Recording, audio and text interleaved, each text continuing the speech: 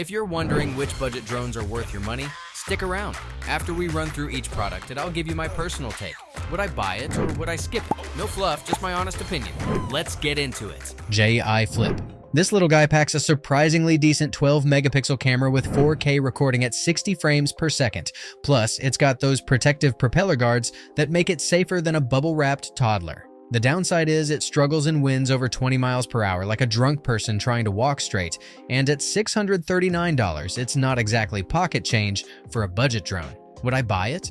Maybe. It's got solid image quality and beginner-friendly features, but that price tag makes my wallet cry a little. Fimi X8 Mini. This bad boy gives you 30 minutes of flight time and can handle winds up to 38 kilometers per hour, which is more wind resistance than my hairline can handle. The catch is, it lacks forward-facing collision sensors, so it'll smack into obstacles like a blind bat if you're not careful. Would I buy it? Yes. For the flight time and wind resistance at this price point, it's a solid deal, even if it might kiss a few trees. Stone HS720G. At $300, this drone offers 4K video and 26 minutes of advertised flight time, though in reality, you'll get about 21 minutes before it starts having a midlife crisis. The Wi-Fi connection drops faster than my motivation on Monday mornings, and the image quality is more inconsistent than my sleep schedule. Would I buy it? No. The connection issues and plasticky build quality make it feel like a toy that costs too much for what it delivers.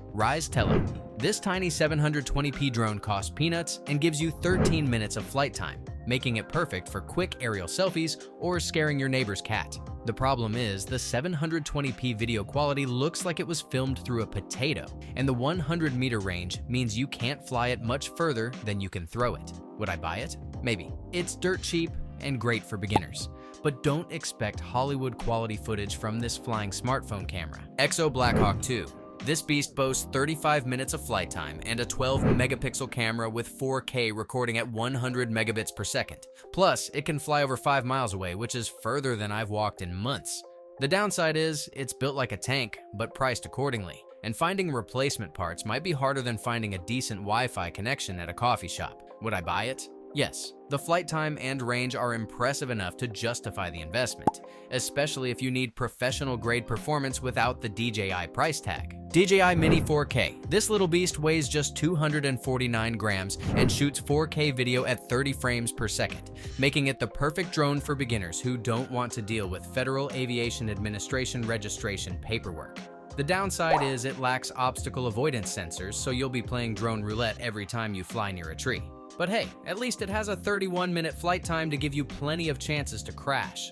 Would I buy it? Yes. For $299, it's basically the Toyota Corolla of drones, reliable and won't break your bank account. Rico F11 Pro. This chunky boy weighs 357 grams and promises 35 minutes of flight time. But in reality, you're looking at more like 22 minutes because apparently drone companies went to the same marketing school as phone battery manufacturers. The camera shoots 4K video and 6K photos, which sounds impressive until you realize the image quality is about as stable as my mental health after trying to land this thing in windy conditions. Would I buy it? Maybe. It's well built, but the image quality will make you question your life choices. Snaptain P30. At under 249 grams, this drone dodges Federal Aviation Administration registration like it's dodging child support payments, and it comes with a 4K camera that actually delivers decent footage for the price. The GPS auto-return feature works great, which is perfect because you'll definitely lose this thing at least once, and the 1,640-foot transmission range means you can watch it disappear into the distance in high definition. Would I buy it? Yes. It's user-friendly enough that even your technologically challenged uncle could fly it without immediately crashing into the neighbor's cat. DJI Mini 3. This 248-gram wonder child shoots 4K at 30 frames per second and can fly for up to 38 minutes, making it the marathon runner of budget drones. But it costs around $329, which is more than my monthly grocery budget. The lack of obstacle avoidance means you're basically flying blind, but at least the 12-megapixel camera can capture your inevitable crash in stunning detail. Would I buy it? Maybe. It's like buying a sports car without airbags, thrilling but potentially expensive. Contixo F-16. This entry-level drone weighs under 249 grams and comes with GPS-assisted features that work surprisingly well. Plus, it's exempt from Federal Aviation Administration registration, which is always a win.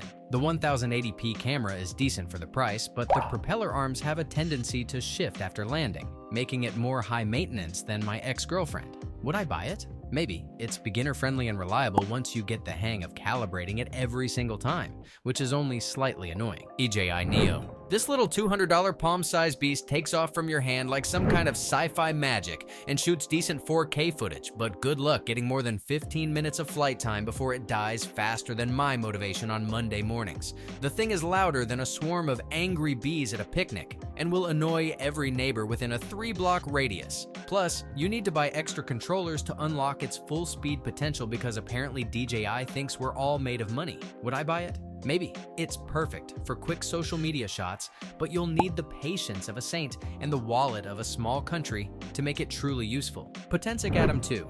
This sub-250-gram folder is like the overachiever in class who actually delivers on their promises with solid GPS stability, 35.8 miles per hour top speed, and AI tracking that doesn't suck like most budget alternatives. The downside is you're stuck with a chunky controller that feels like it was designed by someone who never heard of ergonomics, and good luck finding official neutral density filters because Potensic apparently forgot that cinematic footage exists. Would I buy it? Yes. It's basically a DJI Mini killer that costs way less and doesn't make you feel like you're getting ripped off by a tech giant. Simma X500. This foldable GPS drone promises 25 minutes of flight time and intelligent modes for under $200, but connecting to enough satellites is harder than finding a parking spot at the mall during Christmas shopping. The real kicker is that the Wi-Fi interference is so bad you'll spend more time troubleshooting connection issues than actually flying, and some genius thought putting optical flow sensors that constantly mess with stability was a brilliant idea.